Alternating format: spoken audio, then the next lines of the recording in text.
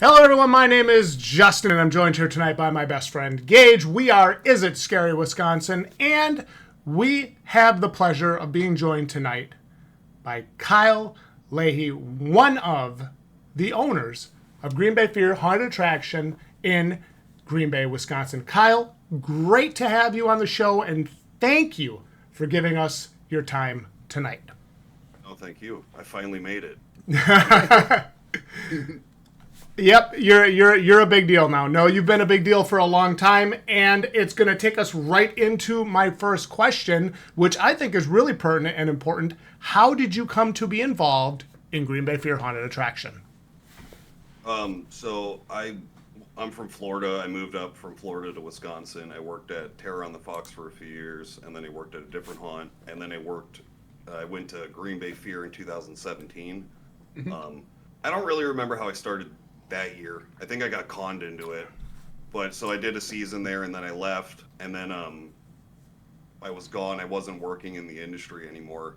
And then I had started dating my current girlfriend now, Smurf, who's also one of the other owners. But it was opening night for her and they were like running behind and she needed like a scenic artist. She needed something done and like all dudes who have their brains become chemically stupid. You're like, yeah, I'll do whatever you want. And then I showed up and then I never left. So my Smurf kind of just tricked me into coming back and then I just didn't. I just kind of bullied my way into staying there. I love that story. Yeah, It's straight to it. It's a great story, and it's crazy to me how often stories start just like that. Oh, yeah.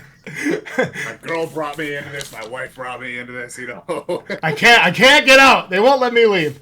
Yeah. So now you mentioned that you did some work. If I can ask about it, if that's appropriate, that you did some work when you lived down south for a while for some haunted attractions. What can you tell us about that? So I started building haunts in my parents' garage when I was like 9.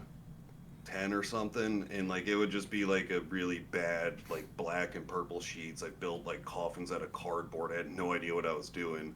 And then I had a friend that worked at Spirits Halloween. She was the manager there. Her name was Amy, and they used to run a like a city haunt or whatever through the state. Yep. Called Scream Acres in my hometown. And then basically you get a cabin, you get a week to put it together, and then you get like 2 days to tear it apart, and we were open for one weekend with 2 nights. And so at like 13 or 14 years old, we did that, and we did 15,000 people in 2 nights. And I was like, oh, this is something I could be like pretty good at. And I had fun. And then it just kept spiraling from there. And then I started working at more haunts and doing more stuff. And then I worked in the film industry for a little bit. Locally, nothing big, just some really bad B-list horror films and whatnot. And just kept working. I had a mentor that worked in the film industry in like the 80s and 90s as a special effects artist who would started teaching me different techniques and scenic and how to build and all this stuff. And I loved haunts. This is what always made me happy. That's that, I think. Excellent. No, we're just trying to find our cadence too when it comes to questions. So, Justin, you good with yours? Yeah, you're good to go, Perfect. Gage. All right, perfect. So, my question for you is, what does the actual creative process look like at Green Bay Fear, and what role do you play in that creative process? So my actual job is I am the creative director at Green Bay Fear, which means that like I am responsible for writing the themes, the lore, the event icons, the off-season event characters and icons, or theme or story. I work with an entire team of people who help bring those things to life and all that. But like, how does this go? Truly, how it goes is season ends and everyone's tired, and it's like this, a night or two after we closed, and then Brandon, who's our technical director, and then Bones, who's our operations manager, and Smurf, who lives with me, will get a text message at like 3:30 in the morning. That's like 5 or 6 paragraphs long, but like, I know what we're doing next year. So that's how it starts, me just harassing everybody. But no, it's just like we know what we're doing years in advance. Like right now we're 2 years into a 5-year storytelling plan. And then we know what we're doing after that too. So like, and it's all connected, and we kind of created this I don't know what it's called in writing, but it like basically like the armor, the plot armor, where we have a part of our story that can always be interchanged with any situation, any scenario, any event. And there's this army of characters that we really want to do, and that's how it starts. It goes like, okay, what should we do next year? We kind of like last year we did traditional Halloween. Like, so, okay, check that off the list of dream concepts we want to do. What's next? And I can't tell you what's next yet, but it's like, all right, let's do this one. Throw the dart at the board and let's keep rolling with that. But it's just knowing where it's going, because it's like, you know, those like conspiracy theory walls where you have on the tax lines. Yeah, like you can't really see right now, but like it is that. It's just a nonstop thing of like, all right, so if we do this, then this will connect back to Charles, and that'll bring it back to Oak Ridge. But if we go even further back, now we're in New York City for some reason, and we're in Germany, and now we're like, it's just going all over. So that's how it starts. Or it starts with something just being like, what's a theme that I haven't seen done yet? What's something that I think would be cool? Because like like when I'm writing, I don't necessarily write for like what I think the customer would think is cool. I want to see a show. I want to see what I think is cool, what I think is interesting.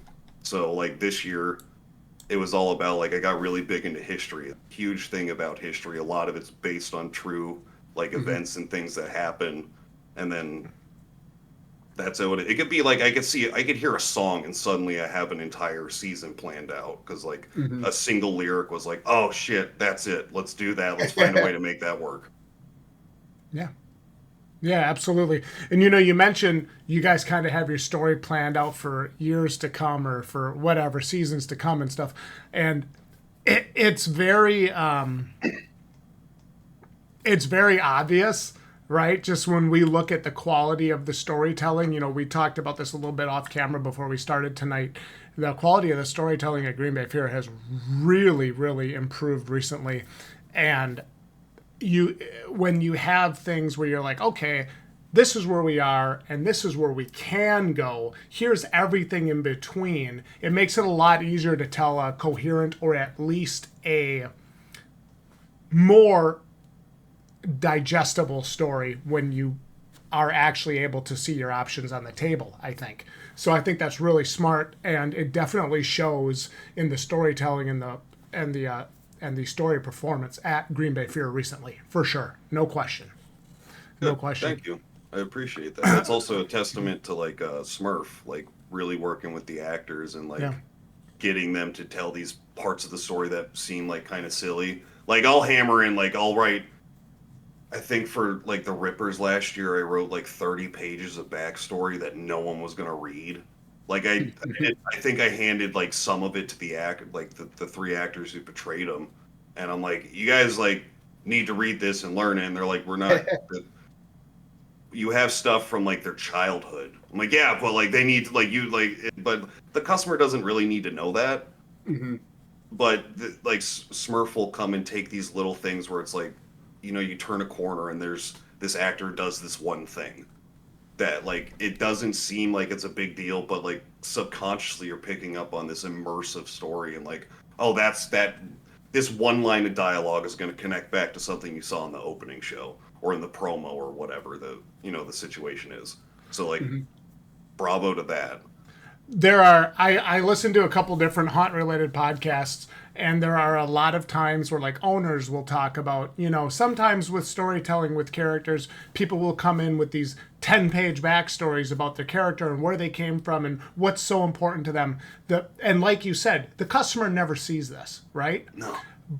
But they might see something at the opening of your show, and then when they encounter that character might respond in a certain way because of something they saw. So it's those little nuances that are really nice, especially for advanced haunt consumers that may want that little bit deeper story. So I can appreciate what you're doing, but at the same time, it is very true what you say. A lot of times your average consumer is 16 to maybe 28 years old, and they don't care. And Or it's great that like it's cool when actors really want to put a lot of effort into stuff. And I encourage it. We encourage it. Like even if like sometimes like if you write a backstory that doesn't even fit with the theme, but it helps you get into character, run it. Let's like keep doing that. But like all of us want to like when we're in costume, everyone wants the show to be on them, and they want to feel like the main character. But like the reality is, you get 5 seconds interaction, maybe Right. per if you're room. lucky. So it's like, Yeah. get your scare, get out.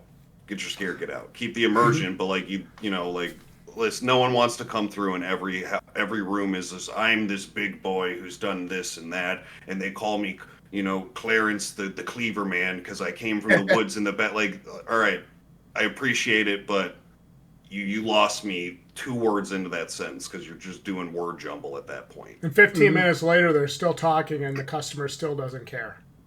Yeah.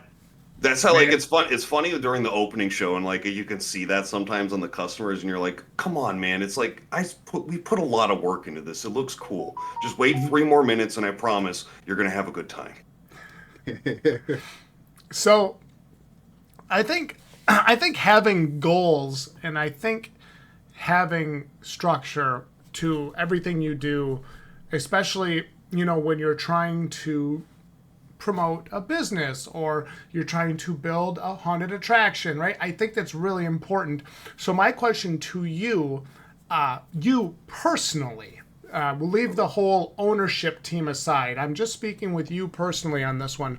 What are your main goals at Green Bay Fear? What do you personally want to accomplish? I just want to put on a good show. It's literally all I care about. I just want a good haunt. I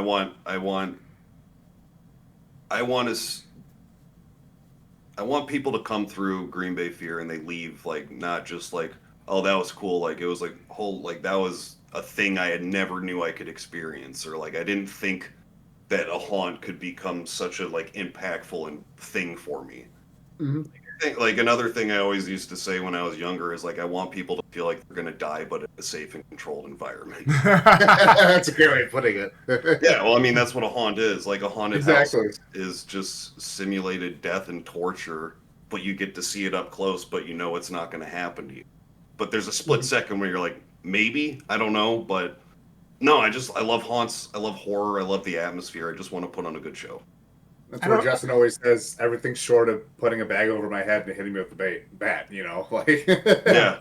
Yeah, I have to be brutally honest with you. I don't think there's a better answer to that question. And I don't think I actually don't think I ever imagined a better answer to that question. Was I just want to put on a good show. I just want to have a good haunt. That's that shows so much. Oh my goodness. That's awesome. Yeah, well, it's like such a great answer. I'm sorry. I don't mean to gush.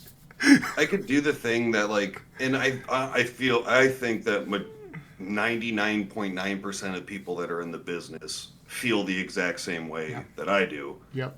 And like I could be like, oh, I want to be famous and make money and blah, and it's like I don't really. I'm a punk rock kid who just kind of like somehow stumbled into something he was really good at, and just found a way to make it work. But it's like at Green Bay, I don't get paid at Green Bay Fear. Like no matter what, like it's like your owner. I'm like, yeah, and I'm putting my own money in. I'm not doing this because I love it. Like I would not have gray hair at 30 and be, the way I am with my lack of sleep if it was for the, because I wanted to be rich. No, I just want to put on a good show. And the customer wants it. They don't care about Kyle. No one knows who Kyle is. They don't know who Smurf is. They don't know. They want a good show, and I owe it to them to give them a good show. What a great answer. Gage, you're up, man. You asked your question. I think you skipped. I didn't. You did? I just chose. I know. So okay, all right. Full disclosure, I have a question here I wanted to ask, but it was another one of those I wasn't sure if it was appropriate because I didn't know send it. I didn't know if you were allowed to answer it. Other than Green Bay Fear, what's your favorite haunt? What's your favorite haunt in the area? In the area? Yeah. If I'm being honest, I haven't been to any of the other haunts except Terror on the Fox and Spooks on Spur. Okay. Fair enough. To be fair, you're busy during the year. Yeah, so, I mean, yeah, you're busy as hell. Yeah, like that's like, and like I haven't been to Terror since 2021 or 2022, and I'm actually like I'm making it a point to go this year. Yeah. I really want to see the show again. You should. It was very good last year. Last year was Yeah. good. Yep. Yeah, and it's like, especially like, because like we're not, I can give a little fun spoiler. Like, we had planned to do a pirate themed haunt. We started working on it, I think 2 years ago, and then they did it. And I was so butthurt about it. Me and Juju were really butthurt because we were like, dude, we're going to build this pirate ship and the curse of this. Like, we started, really wrote the whole damn story out. And then I don't remember who it was like, I think they have a pirate ship. I'm like, what? No. And Juju and I were losing our mind over it. But like, which good on you guys for having it. It looks cool. I can't wait to walk through it. It does. But yeah, no. And so I don't, there's haunts that I haven't gone through that are local that I admire what they do. Where it's like Realm of Darkness. I think is like such a cool concept for a haunt. And I love the interactivity. I can't do it because they have a room, I guess, that has like cockroaches in it, and that's my biggest fear in the world is cockroaches. Can't do that. I'll attack everyone in the room.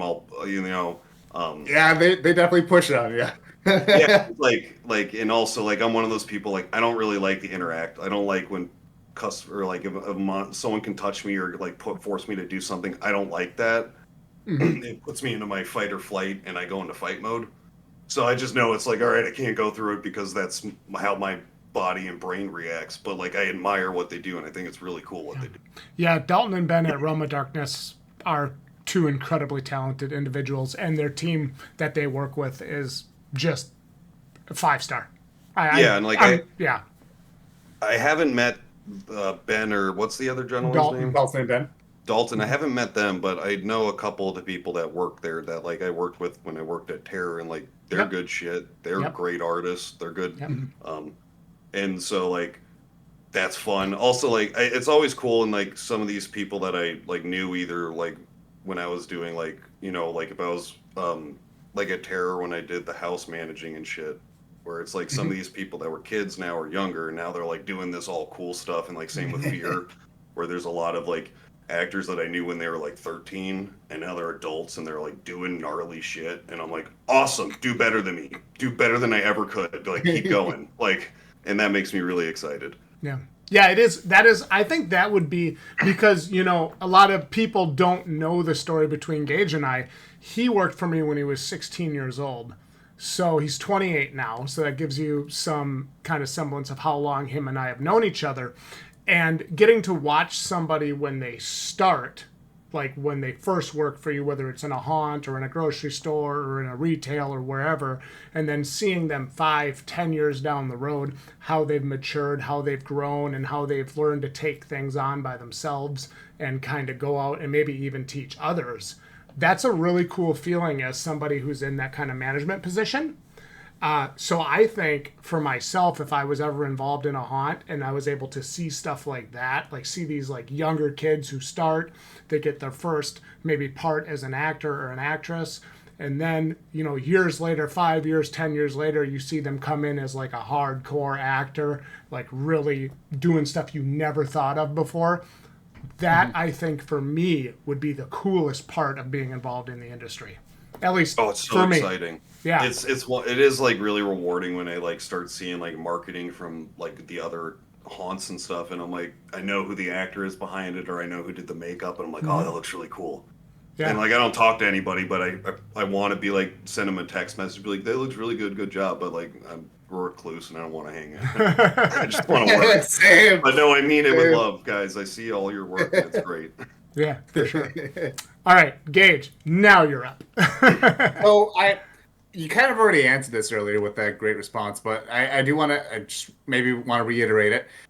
What are your main goals being involved with Green Bay Fear? No, Gage, we talked about that already. We want to know. Yeah, there's no way we're skipping around. I asked him. There's no way. I asked him that. We asked you. Oh, so you're taking my question. I can answer again. No, I stole his question. We want to know. So we do this series in our channel, right? It's called If I Owned a Haunt for a for a Day. Yeah. Gage, go ahead. Okay, yeah. So we have a series, If I Owned a Haunt for a Day. So we pretty much go through all the different haunts that we've been to, like Terror, Realm, Fear. And we're like, now I understand what we're saying is probably going to be, if I had an unlimited budget and like a limited time and help, what could I do with this? Obviously, it's kind of unrealistic, but my question for you here is, if you did watch it, what's your take on that? Because we're always curious about like how the haunt owners think about that. You two are very silly. You have unrealistic expectations of what can be done. Exactly. Like, yeah, no, there's like sometimes where it's like they're cool ideas. They're $40,000 ideas, but they're really cool. Exactly. Like, also, like I also like to dream and pretend I have an infinite budget and infinite resources and time, and be like, yeah, we can just do everything we ever wanted. No, but it's fun. It's like it is funny. See, like when I hear people like with those videos, because I did watch those, and I was like, what? Like some of the stuff you guys say where I'm like, this doesn't make any sense. Why would you do that? And then other parts where I'm like, yeah, I agree. It'd be cool if we had monsters in the sewer that were moving around and grabbing you and stuff. But like, I don't have $10,000 for that right now. I gotta put it into this, and this. Or it's like I can, so, but it is funny when people who, especially people who have no idea. Yeah, but like even more so with people who don't know anything about the industry, where you guys go through, you at least know something about it. We don't take it personally. I get it. Yeah, but like when we started construction for this year, November 14th of last year, and like I'm like explaining this to like people at my Muggle job, and they're like, "What do you mean Halloween's over?" I'm like, yeah. For you. Like, how do you think the house gets built? They're like, it's a house, you build it? I'm like, what the, like, no, this isn't the 60s. Like, yeah, I have to do construction and scenic. I'm building like, whatever you do to build a house, you're doing to build a haunt. Like, it's like this whole process, and people who don't work in the industry have no idea about that. So it's always this, like, crazy look when it's like, it's Christmas Day or the, whatever, and you're like, what are you doing for Christmas? I'm like, I'm carving pumpkins and playing with fake blood. Like, what do you mean? Halloween doesn't stop. We're downtime. We're now 9 months behind, so we got to go. Don't talk to me. Like, that's how it is. But for you guys, like, asking, like, saying, like, I don't know. Two stories in a fun house, I think I remember saying at some point. Like, yeah. Which is like, no. Like, yeah, right. No, especially like with the way our funhouse is, like that would be a huge hazard with how foggy it is and how insanely dangerous the actors are. Good point. They're insane. Like during chaos nights, I went through the funhouse, and I got locked in my own house, and I couldn't get out of my own attraction, and I was really mad because they kept moving the barrel in front of me, and I didn't know that. So, like, yeah, you want to put 2 stories in there? Be my guest. I'll give you the keys. You can go out there right now and start working. Before we finish off this question, I want to add, what about a dinosaur room? I keep asking this. I know that Bones, Smurf, and Juju, when they watch this, are going to lose their damn minds. We want one really bad. I want to see one really bad. And, like, there's a company, I forgot the company, that makes like velociraptors and T-Rexes. Oh, that goes so hard. And when we had a convention over in March, it's called Transworld, and it's basically like the world, you guys know what it is. Yes. And like Juju was like, hey, I found a T-Rex. Give me the company card. And it took everything in my being to not just like, here, go spend $10,000. Like, no, but it is something we really want. I have no idea what like if we bought the animatronics, I have no idea what we do with them. Like, I don't know how I'd make that make sense into like Fierstein's lore, but like I would do it. Like, if there can be a T-Rex, there will be a T-Rex. I promise you that. I want it. I need Jurassic Park. I'm looking forward to that day. I promise, once, if it ever gets purchased, I'll send you a photo. Did I have the next one? No. You can. That's you, bud. No, you can do the next one if you want. Yeah, you stole mine. Sure, I'll do this one. Wait. So, what's the best and would you say worst part about being a haunt actor or owner? No, I that's don't. two separate questions. We want to do actor first. Oh, is it? Yeah. I I don't. didn't I look will at it. like. The best thing about being an actor is it's the only job in the world where you can tell people you're gonna kill them, and they Right? so that's like it's free therapy for poor people, so that's fun. Hmm. Um, no, but it's just like I don't know, like I'm really shy in person, and I'm not like I'm just a weird awkward dude.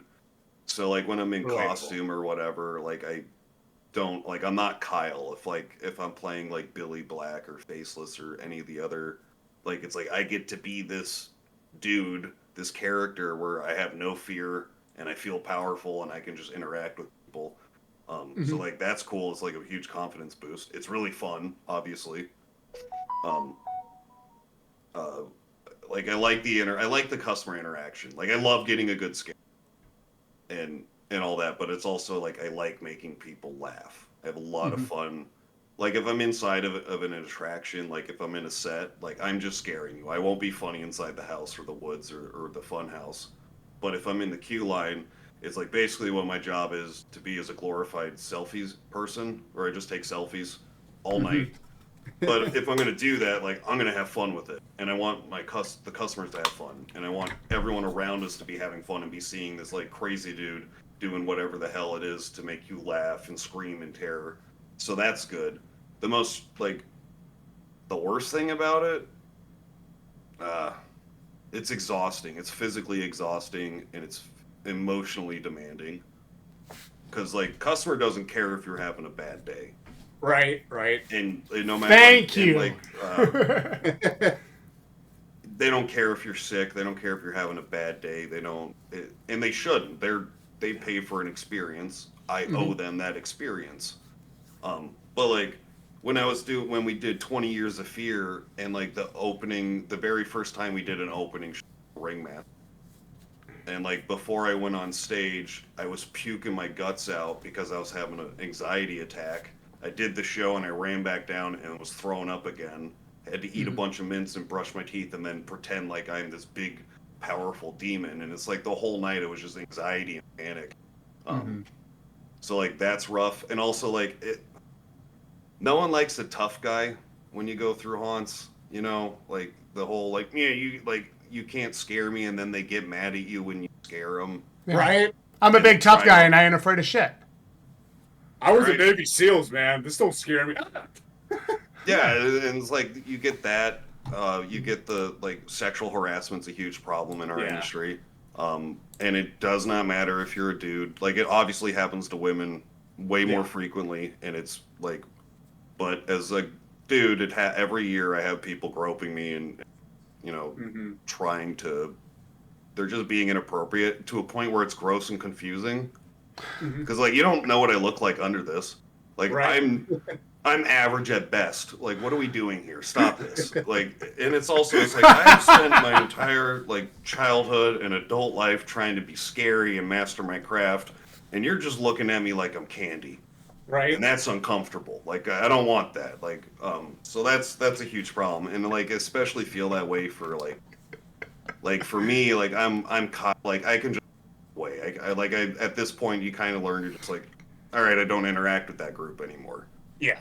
I don't like I'm not I there's a different power dynamic where it's like I have a lot of control but also like the customer obviously has some control in the situation because it's interactive. Excuse me. But Hmm. it doesn't mean I'm giving you like that doesn't mean it's okay for you to like sexually harass me. And but Exactly. like when it comes to my or our actors and actresses like it's a thing where it's like when that happens, it's like it's not even like in a professional manner. Like, oh, I want to like get the like you want to attack them because you feel like they're like it truly is like a family like bond that you feel with the crew. So if Mhm. Hmm. you like, it would be like you see someone you love or care for, protect being harassed in any way. You're like, what are you doing? Like, no, this ain't gonna Hmm. happen. So that's an issue, and it sucks because no one should be made to feel that way. Yeah. So And don't do that. especially If you watch this video, don't. No one at the haunt wants to get your bang you. I promise you this. right. Like it's not gonna happen. especially with Green Bay Fear, and not to say that there's any others less, but it's just that I know you guys have some really young actors and actresses in there too. So it's scary to think, and Yeah, I don't. we don't really gotta keep going on. Well, It's just something. Yeah. it's weird because I don't know when people like thought that was appropriate. It's like, do you go to a stage play and in the middle of the stage play, like stand up and ask the really hot dancer for her number or the really cute like main guy in charge for his number? Like, I don't understand that. Like, when did that become a thing? Like, It's always been a thing. People are weird, dude. Like, what? Yeah, and it's this is why haunts have security. This is why we have protocols and all this. This is why we have there is obviously if you come through, we stop it before it can become a problem. Yeah. Most of the time, obviously situations can happen where you can't. There's no problem already happened. You're just trying to deal with the repercussions of it. Yeah, but a lot. Like in the queue lines, because you can tell who's going to be a problem before they get exactly of the time. And there's almost always been like, hey, you have two options: stop or leave. Those are your only options. And most of the time, it's one person in a group, and the rest of the group will be like, they want to have a good time, so it doesn't happen. It kind of ends up being a thing where it's like everyone's mad at this person and this person just either leaves or like the behavior stops because everyone's mad at them. Yeah. And also I should probably reiterate, it's not like there's rows of perverts coming through the haunts just like harassing it isn't. Majority of customers are great customers. It's just you asked me a question. I'm not a liar, so I'm going to answer. Yeah. I appreciate that. Yeah. Well, that can ruin you have one person can spoil the whole night for everybody, right? Mm-hmm. And that sucks because the one thing I've gathered from our discussion tonight, and even what we talked about before we came on recording here, was there is an amount of heart and soul going into Green Bay Fear that I don't necessarily know if a lot of people ever actually, like, you have a customer that comes through, but do they actually see the just hours and hours and hours and hours and everything that just gets dumped into it? There's so much passion, and it's really disappointing when you have one or two bad apples that can ruin an entire night's performance in 10 seconds. Yeah. It sucks. I think it was last year, there was only 2 issues for the entire season, which is unheard of. But like the year before that, it was like it felt like every other night or hour. It was like, what happened? This person did what? Like, it's always something stupid too. It's like this person took a skeleton. It's like, how? Where the skeleton's glued and drilled to the wall. I can't, you can't fathom. But it's just people sometimes just want to be shitty. There's no, if you come in with the attitude I'm gonna just be a problem, all right, thanks for coming, I guess. I don't know what to tell. Thank you for ruining everyone's good time that's in a 20-foot radius of you. Yeah, you've literally just killed the show now for all of us tonight. Thank you for ruining the energy. Yeah, and it's also our customers do notice and see all the time and passion put in behind the scenes for the show from our crew, because they're enjoying the show. That's what that's what the result is. No one cares who Kyle is. No one knows who I am. To them, I'm just a dude in a mask. Mm-hmm. They don't, and no one needs to know. I don't need the credit. I don't need the oh, good job. You're among my peers in the industry. It's thank you for noticing, and thank you for noticing what we did as a collective. But the customer is just I want to hear him scream and then laugh and then do it again. That's all I want to hear all night. I just want to hear scream, laughter, scream, laughter, scream, laughter, scream, laughter through every time they're getting hit by an actor or a story or whatever the hell's going on. Mm-hmm. Awesome. Well, this one kind of goes along with that, and we had kind of started it, and then I put a stop to it. I'd like to know, as a owner manager, what is the best and worst parts of being at the haunt? And the answers could be the same. The answers could very well be the same. I can't, What are some additional challenges that you face? Because obviously you partake in the haunt working there as a character, but what are some additional challenges that you face as an owner manager? And some honestly, positives. honestly, for like the whole like owner thing, it's like yeah, I'm like I don't tell people I'm an owner. It's just like I don't care.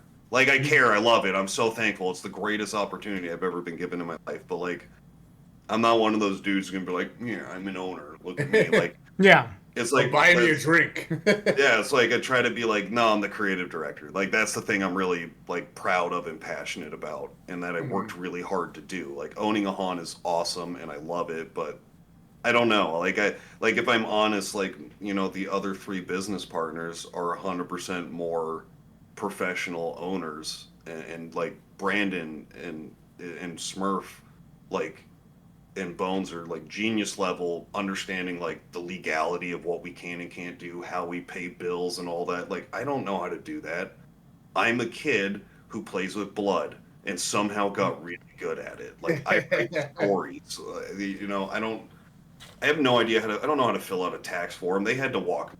Like I don't know what being like. I just want to put on a good show. That's the extent. Mhm. I go to them. I say, can we afford this? What's our budget? I can spend money, and I know how to make us money as a company, and I know how to market. Anything other than that, I don't do it. I don't understand it. I wish I did. Um, So the so kind of dynamic you're describing, my brother and I have that exact same dynamic. I'm very creative, very weird, and my brother is very straight and narrow and business minded and tax minded and money minded and legality minded. And we were talking about literally exactly what you just said the other night because we got talking about writing books and we got talking about, why him and I work together so well. He said, well, you can create it and then I can make it sound plausible. And he says to me, but I can't create it. I can't write. I can't, come up with it.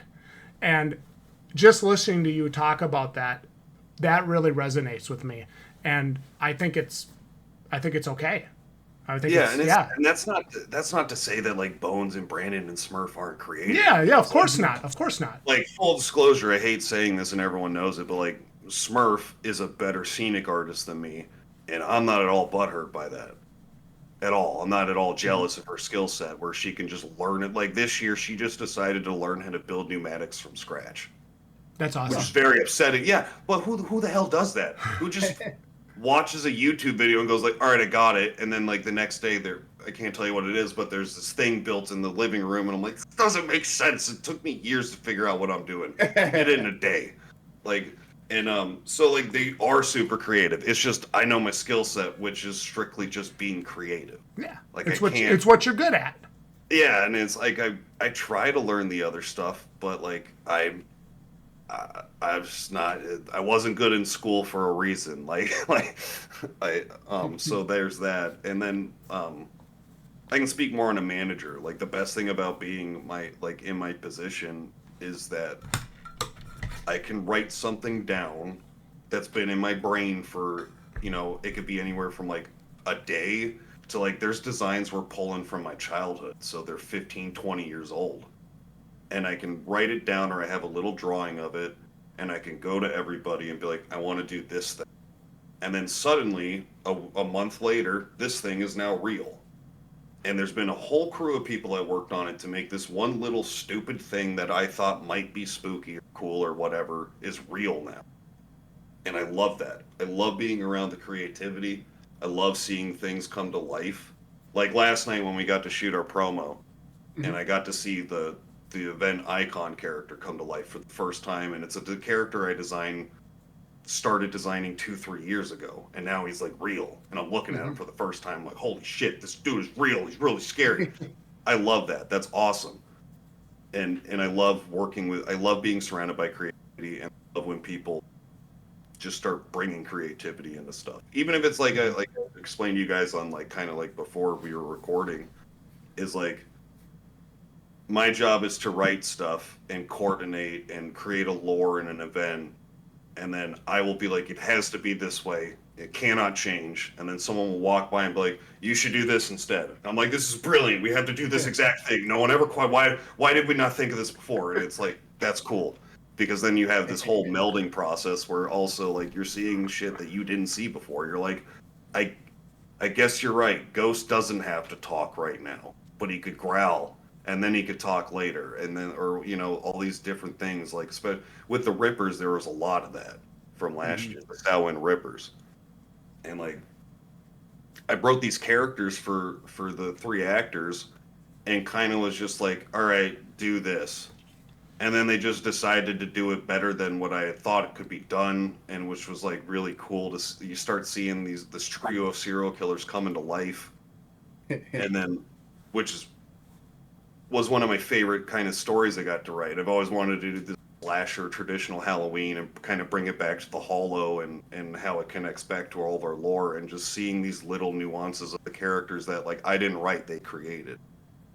And like once again, Smurf helped me with the costumes, and there's these little nuances in the costumes where it's like you don't know how it connects to the backstory because the customer doesn't need to know, but I know because I wrote it in a little thing 3 months ago, and then Smurf picked up this one little sentence like, all right, I'm going to put this in the costume. So I'm looking at this thing and I'm like, oh shit, there's the cat head. Awesome.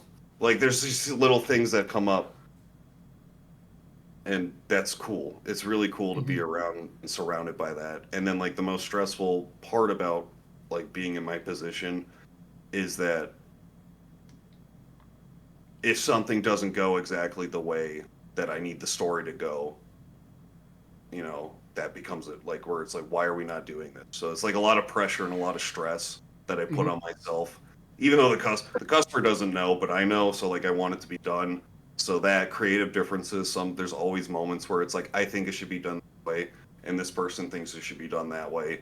And a lot of times I lose those because we do take votes, and when we're making a decision, as like, especially between the four of us as a business, where it's like, I think we should do this story this year, and this and this and this, and they say, well, we should probably do this, this, and this because X, Y, and Z, but I'm being salty about it, and I don't want to not do this X, Y, and Z, and then it becomes like, it's just petty bullshit. It's not like a real problem, but that, and then budgets always suck.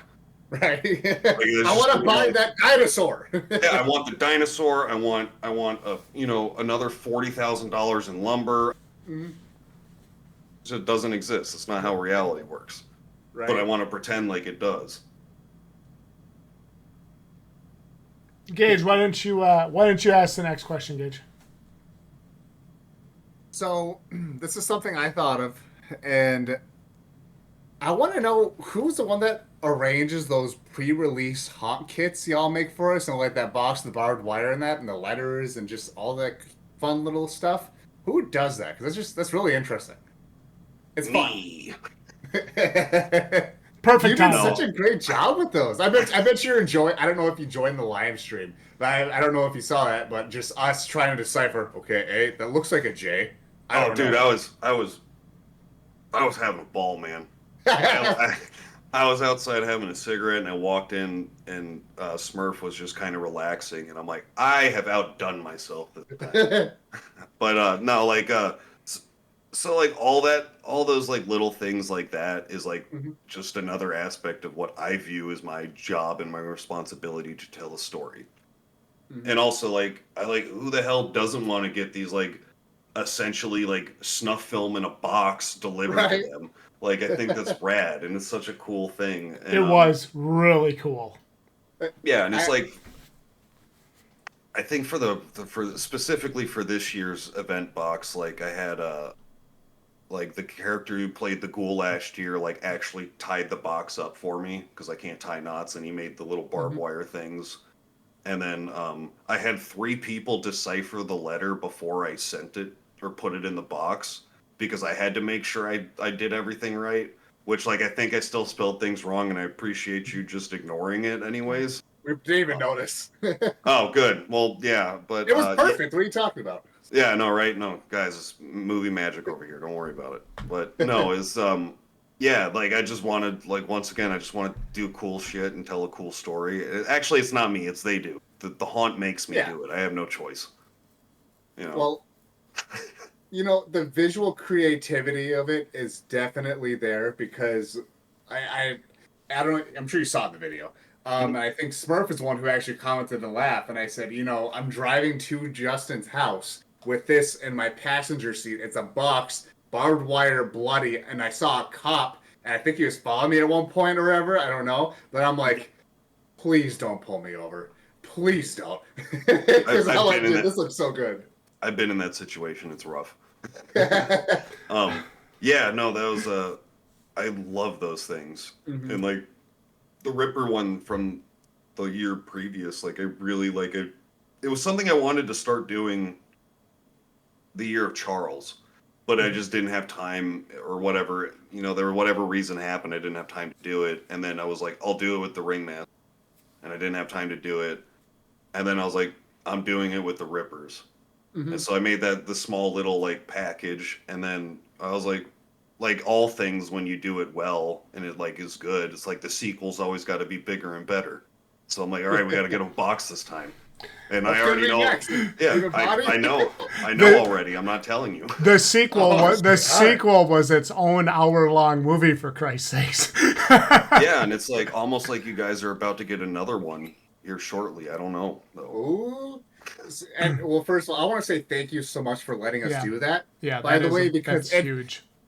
It feels so unique and just incredible that we get to announce it. Because I know technically we're pretty much announcing the release date, aren't we? Like the opening day. Yeah. Yeah. And I appreciate that. Thank you so much for giving us that honor. No, I love it. I think it's like really cool. It's also fun to watch someone try to decipher a made-up language that doesn't exist. And it's but also like I noticed from so the first year you guys did it, there was a lot of Easter eggs inside that little envelope that you guys didn't pick up on. Oh. But if you go back right now and start going through it, you'll start finding them. I think I have it over here.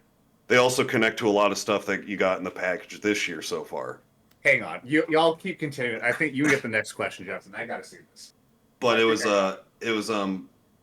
when this year, Justin, when you were looking through all the Polaroids and you're looking in the background and trying to see is there a secret hidden letter or message in the back, which is funny because I didn't do that, but it was like seeing kind of the paranoia that you guys have with the packages now makes me happy.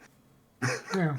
Well, my fear is because right now you can only see behind me. It's 2 bookshelves and a blank wall, but I'm in kind of like a 15 by 20 room. Yeah.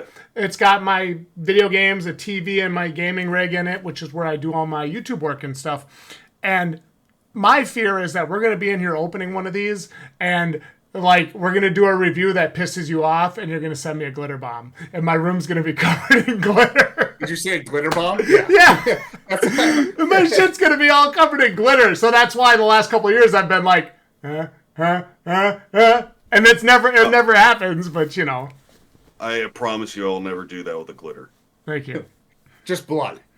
No, I don't want to have to wash it. I ain't saying shit. Tell me to open it outside at least. No, I'll never do anything that could damage your house.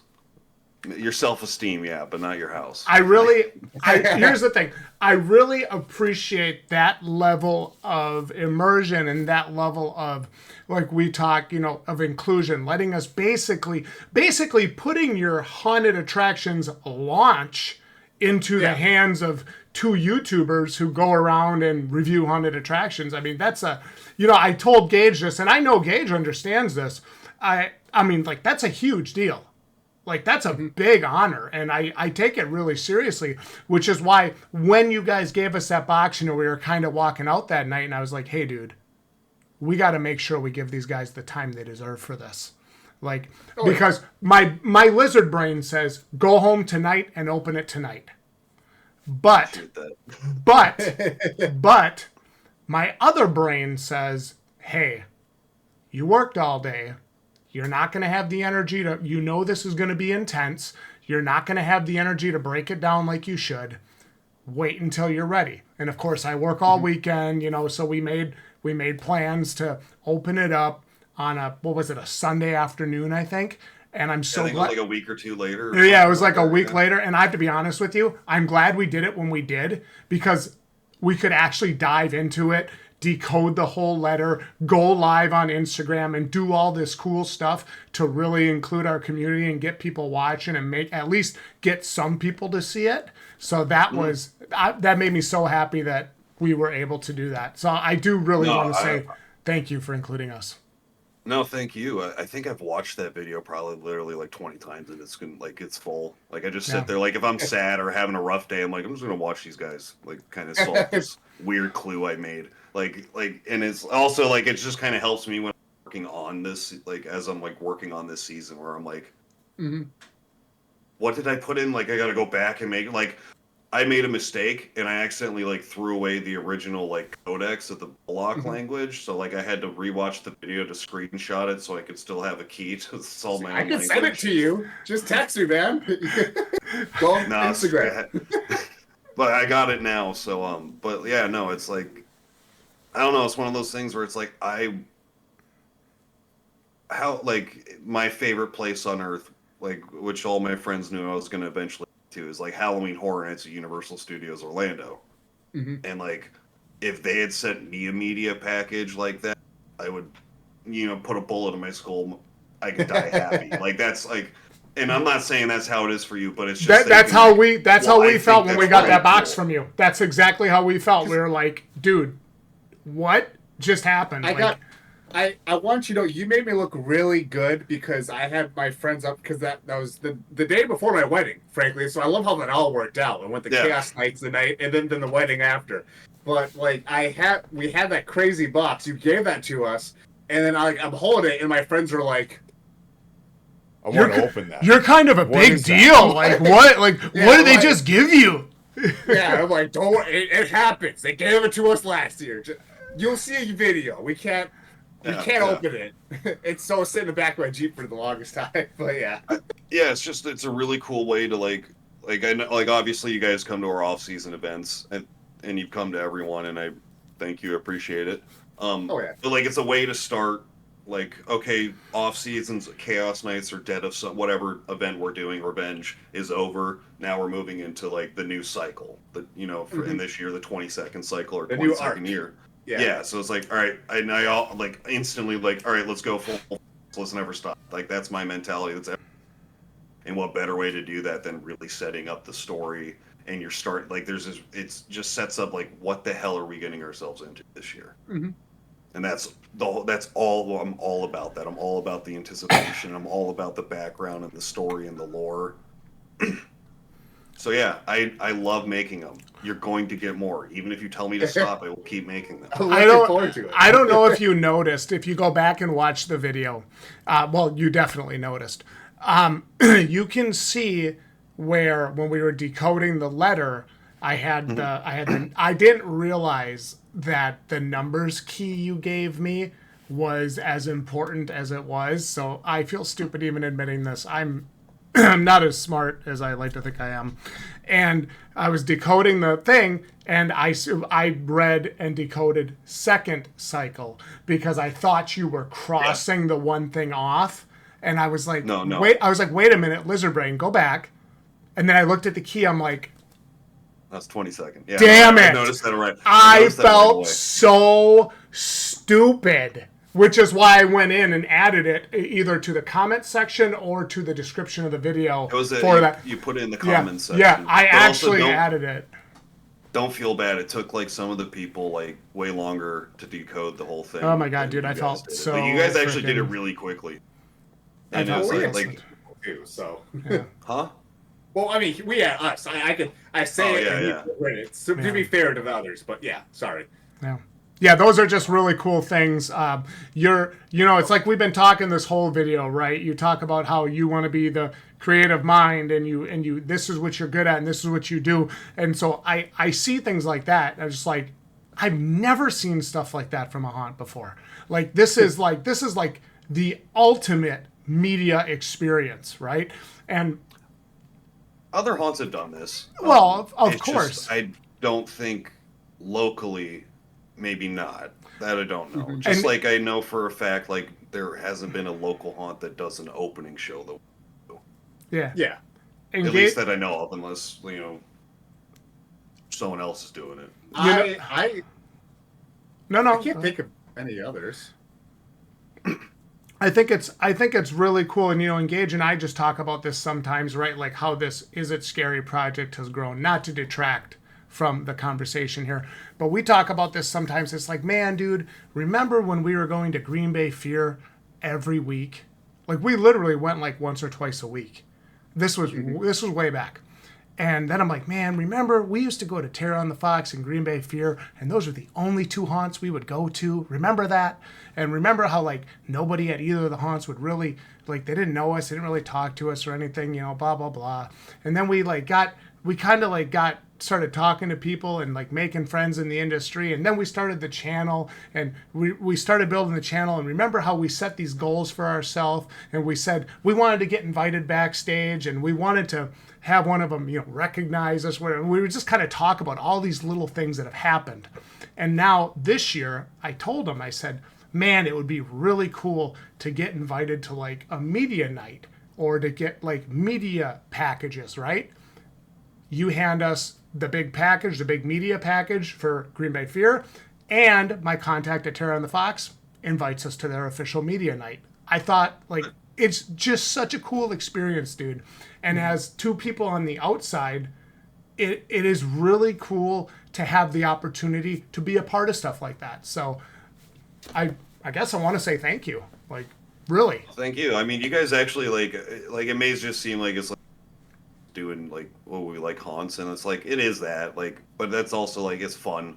But like there is like you guys genuinely have benefited our local industry to some degree with your feedback and your positivity. Thanks. And like obviously you've given like you may not have like 1 million subscribers, but you have subscribers that are outside the industry that are watching these videos. So it is beneficial for all these haunts to have that. So like thank you guys. Yeah. Even if you do say silly things like build 2-story fun houses and flip around the entrance and this, and then why can't they have a flaming dragon that flies over?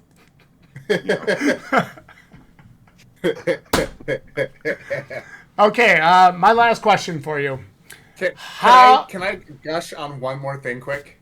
Yep. I loved your guys' flash drive idea too. I thought that was it. Then we plug in the flash drive, and we won't go into detail the whole other YouTube thing. But when I saw that, I'm like, I dropped that F-bomb right away. I didn't need to. We're trying not to swear in our videos, but I could not help myself. I'm like, no way, dude. They know you. It's not, yeah. Well, and that's why when I saw that, I was like, there's 3,000 videos. Like, it's not, chances are somebody has seen at least one. Like, yeah, you guys want to know a secret? I didn't do that. Oh. Wow, nice. No worldly clue how that happened, or if I did do it, I don't know how. So one of them must be a subscriber. I'm just gonna like there's a joke at the haunt that like the haunt is sentient and owns us. So like maybe you guys just like you got drafted into the Legion of Shadows without knowing. Like I don't know what to tell you. Like, but I have no idea how this happened. It was a really nice touch. It was good. Yeah, it worked. Yeah, no, I wasn't gonna. I was like when you guys released. By the way, that like no, I'm gonna let you guys sit on that for a little bit, feeling a little uncomfortable. Yeah, it was good. No, it had a genuine creep factor without me actually feeling like I was in danger. Because I knew the intentions of the people doing it were, promotion, and it was good. So but it did have a really good creep factor. I was like, okay.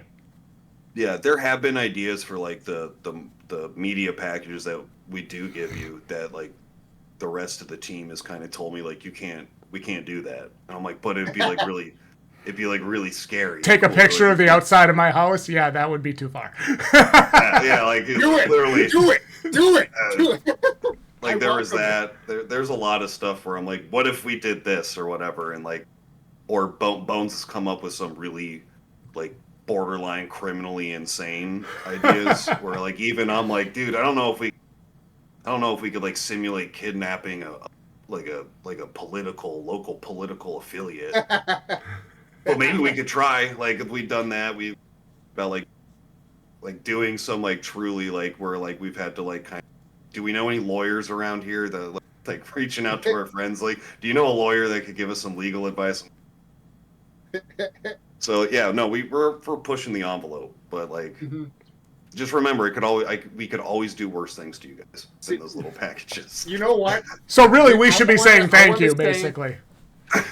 Yes. I want to say do your worst, because if you make Justin upset, I'll calm him down. Be careful with those words. I love content, my man. I love it. We'll see what happens. Maybe I may know a clown or two. I just totally turned down my headset. One thing, I think about this sometimes, and Kyle, feel free to let me know if you have any of the same feelings. This is just about haunts in general. For me, right, you guys have some really memorable characters. One of which, Mr. Jingles, has been a staple at Green Bay Fear for the longest time. Since I've been going there, in my adult years. And I always think to myself, like sometimes I go through these haunts where they give us like a backstage, and then I get to meet like the actor behind, like the person behind the character, right? And I'm like, the mystique is kind of gone now.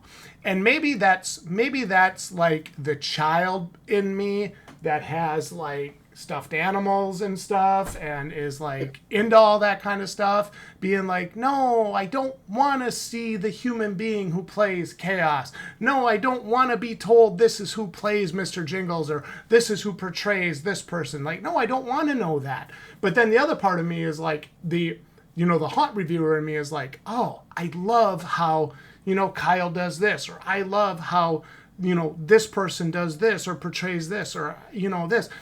And do you ever find yourself having that kind of an experience? Or, I mean, I don't even know where I'm going with this, but it is something... Like from like the perspective of a fan, like as being a fan of like a different... once you have the curtain pulled back, it's kind of like, oh, it's like, it's great. Oh, but I didn't want to know that. That kind of thing. For me personally, no, because like I'm obsessive. Like, I want to know everything about whatever the hell it is. If I'm, interested in something, it's like, tell me how you built it. Tell me how this character functions. Who are you? How did you do this? And, like, how do you, that's how I am. Like I said, I'm obsessive. I want to know everything. I want the story. I want to know what, when, where, why. As a character, as a dude who, like, portrays these, like, certain characters that, like, some people may call iconic or whatever. It's like, it's weird for me because when people do want to like if like sometimes you'll have it to where like a fan will find my personal social media, and like there's a part of me that goes like, oh cool, like this person is a fan of my stuff. They got photos with me and they got selfies that we took together, and it obviously like they have a good time and they're interested in what I do, and I want to like kind of engage with them and just and like a normal level, be like, hey, thanks for coming through. But the other part of me is like, I don't know if I want to ruin that illusion. There's like there's maybe that little like little thing in the back of their head that's like, maybe Billy Black is actually like the devil incarnate. Maybe Chaos truly is a demon that was accidentally summoned by the 4 idiots who run and own Green Bay Fear. Like there's all these like things where it's like I don't know. I kind of leave it up like, so what I've started to the person, if they want to know more about the character and we're closed for the night or this, the show aspect is done, by all means, I will talk to you. I'll interact with you. And that's like, it's my privilege. It's my honor to do so. Like, I'm really tired, so forgive me. My makeup's all runny. I've been doing this for 9 hours at this point and I want to go home, but I'll give you the time of day. However, like if I'm walking backstage or if I'm on my like 5-minute break or I'm having a cigarette, like, I don't want anyone to ever see me without the mask or in the like. I don't want that like once that illusion's broken, it's like, oh, the tall dude's just smokes cigarettes and drinks Red Bull like the rest of them. It's like, no, I'm the devil. I'm scary. Like I don't want that to happen. That's a huge thing where like I'll get all of us, Smurf, Bones, all of us get really like, if the customer can see you, you stop it. They paid to be here. Stop it. Don't ruin the character. So like that's my take on it. But like I want to know everything. Like I don't care if you broke character. Tell me how you made this mask. Who made this mask? Where'd it come from? Like that's me. Fair enough. So my last question for the night is, how many people does it take to make Green Bay Fear happen? Oh shit. Like construction wise, or like full operation, full like cast and crew. Yeah, Well, all the way. All the way. A lot is an acceptable answer. I don't. Yeah, maybe between like 60 and 100 people. I truly don't know how large our staff is. Like I know our build crew. I know and I know our like creative teams. Obviously, I know the four of us. But like with our actors and actresses, I don't really. I don't have a lot to do with that aspect of the show. That's where that's Smurf's gig. I kind of just, my whole thing is I go to her, these are the characters that are important to the story. This is the theme of the story. This is how I would like it to be told. And then normally what she does is say, move along, idiot. I got it. And I just have like, okay. And then so like I'll go through and like sometimes it feels like I have a crew of like 200 people. And I'm like, oh, this is amazing. And then I'll find out it's like, we only have 30 actors tonight. I'm like, really? It felt like a lot. Like, so I have no idea. And like, also another thing with that is like, I know what a lot of these the kids or the actors look like in costume. I don't know what they actually look like outside of costume because I'm running like when they're getting makeup done and all that stuff. Like I'm running around like doing my show prep and making sure the icons are being taken care of and all that stuff. So I don't always meet these our wonderful cast, unfortunately, or like, there's just so many of them, and I just can't remember everyone's name, which is something I'm working on. But like, so I don't know a lot of people. We're very lucky to have a pretty large crew for what we are for like I would say a mid-size haunted attraction. We have quite a few people. Yeah. I mean, admittedly, when I walk up there, I can look at this haunt and I'd be like, all right, it's probably about like 40, 50 people, 50 max. That's what I think. But yeah, I could totally see yeah, that's impressive. Yeah, like a lot of people going to it. You could you could give us 400 actors and we could still find spots to put them. Like, so there's all like, we always want every haunt for staffing. But like what we have is a pretty solid crew. And also like specifically our actors, they're like I'd put those actors against the other, like not to poop on anyone else's actorship or work, but like some of these people are like, some of the actors are like the teenagers. They're like real young teenagers, and like a perfect example of like how powerful they actually are is like the Dead of franchise, where like they were given like there was two rules, like vampires don't talk and they always have to be aggressive. And that was the first Dead of Winter show. And then like the Dead of Spring and Fall, we started introducing these other characters. But it just like, it got to a point where we're like, all right, guys, we're doing the vampires. And everyone, and like, so you guys remember, like, we got to do this and this and that. It basically got to the point where we know how to do it better than you could even think about doing it. I'm like, and they prove it every time. Because like every time I go through a show, it's just it's pure violence and chaos that like, I've never seen a show like it. Like, truly, I've never seen a full show that is that aggressive at every aspect of it. So it's my favorite part of the Dead of shows. Oh yeah, like I have a love-hate relationship with our off-season events, but the Dead of Winter is my favorite.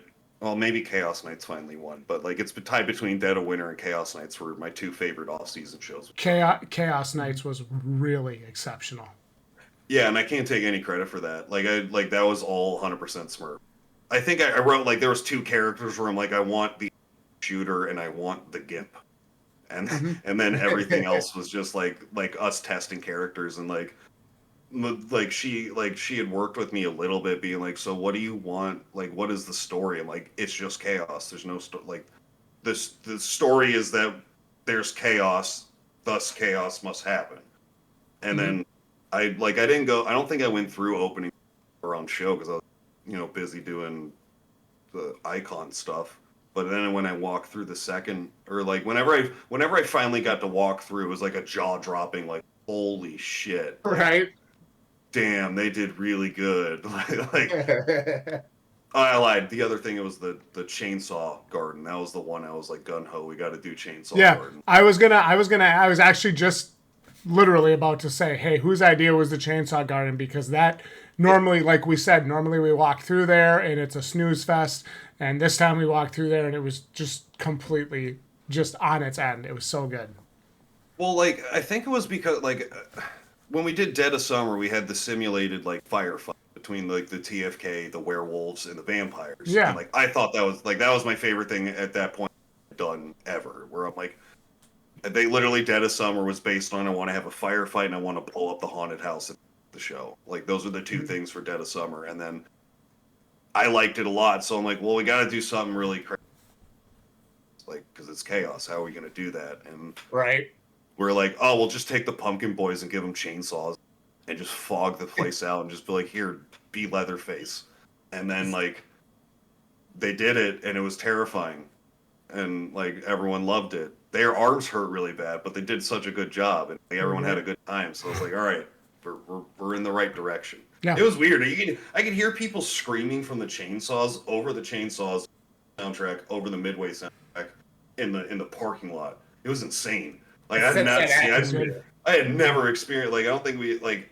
Cannot remember a time at Fear where can remember people screaming that viscerally. Mm-hmm. Yeah, those pumpkin patch guys, I remember them from the regular show, and Mm-hmm. I believe one of them actually follows us, and they do go crazy. So that was a great fit, is to take them and put them in the garden with chainsaws. I could totally see, yeah, they pull that Yeah, off. the Yep.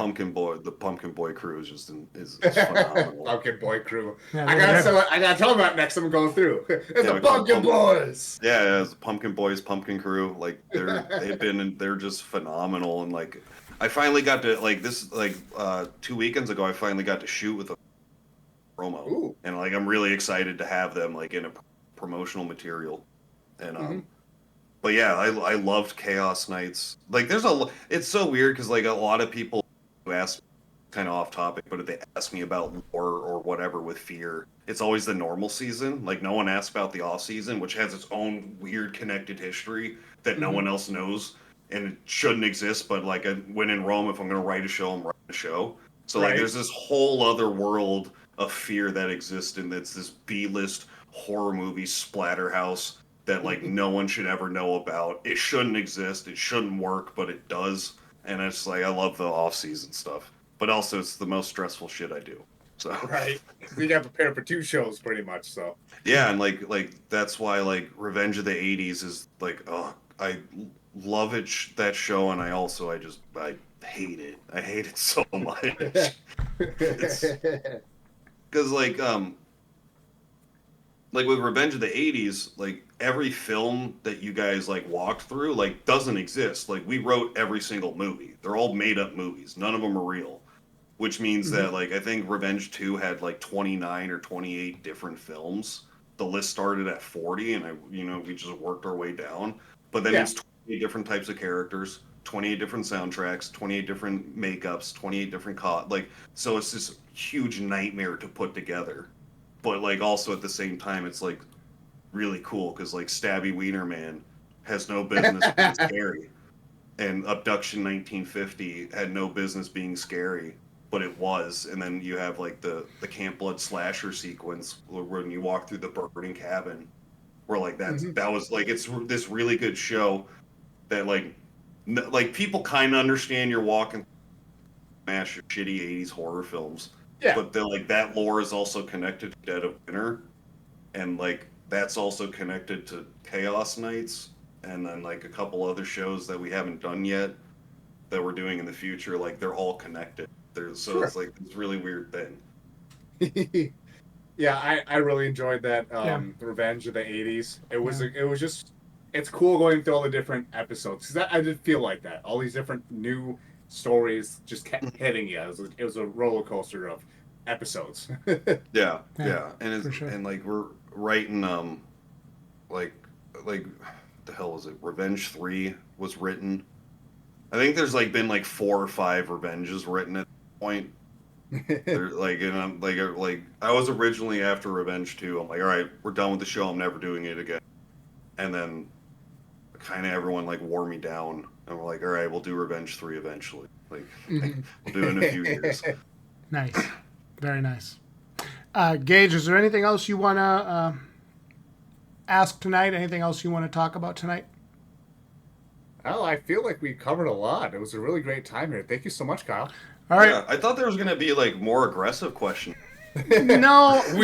Okay, all right. Hang on. Let me. You wanna play? Do you? Okay. Well, I heard that crack. That went good. So, actually, what I'll do instead of that, I'm gonna give you 5 minutes. You want to talk about Green Bay Fear? You want to promote the haunt? You want to hype something up? You want to talk shit about something? Doesn't matter to me. Floor is yours. Talk about whatever you want. That works out because like my business partners were like, hey, there's a couple things you have to go over. So these are the notes they gave me. So forgive me if we help community by mentoring teenage volunteers, which Excellent. we went over kind of. Awesome. Also, like we like Green Bay Fear, we donate a shrine. Say that. Money is... The microphone's been kind of in and out a little bit tonight. Sorry. Say that one more time. I said we donate proceeds to the Beja Shrine. Okay. And like that helping with whatever they kind of like deem to put the finances towards. Sure, I know it's for good stuff. Yeah. Opening dates are September 19th of this year. Dead of Fall 2 will be November 7th and 8th. It just says don't say the F word. I think that's everything. I'm not sure. All right. I see what you're doing. I got you. I see. Well, what's that? Justin, I think we got some homework to do after this. Yeah. What's that about? Oh my God. Hang on. Let me get a screenshot. You got a screenshot? Yeah. Hey, wait 1 second. I can get one too. 8/20/20. What the hell? Perfect. Okay, I got it. And I have the thing right behind me, so I'm gonna grab it. I even have I kept that stuff, dude. I still got the booklet. Good. So. Or the envelope. No, but that's basically all I got. Don't say the F word. That's so funny. I don't know if you can see it right there. Yeah, don't say that. Don't say what? He's saying fun. You can't say fun because we don't have fun in this industry. We just get scared. Yeah, I'm working on being a professional. I don't know how I'm doing. No, I appreciate you guys having me on here. It was rad. Yeah, this was this was awesome. This is something that Gage and I really wanted to start doing here on Is It Scary Wisconsin. Is a chance to get different perspectives right in the industry, and I think to anybody that's watching, I think it's an awesome experience to kind of get just a little bit of a look into the industry without maybe, like I was talking earlier, without maybe completely ruining the immersion or pulling the veil back. So, Kyle, I appreciate you coming out tonight and putting yourself out there for us and having this, hour and 20-minute just power discussion with us. Thank you so much for that much of your time. I really do, truly, and I know Gage does too, we really do appreciate it. Like I told you earlier, like I can talk for hours. I could go for another 3. I could just breaking down. I love haunts. I love what I do. I'm so thankful It shows. that I got this opportunity and that like Bert had put his trust in like specifically me along with obviously the rest of us, but just speaking on my behalf, like that he put his his faith in me and like kind of like let's see what this idiot can do kind of thing and just like kind of like having the support and encouragement of like all the actors and my business partners and then like the fans and like you guys obviously have like there's definitely been things that I've seen in video. I'm like, oh yeah, you want that?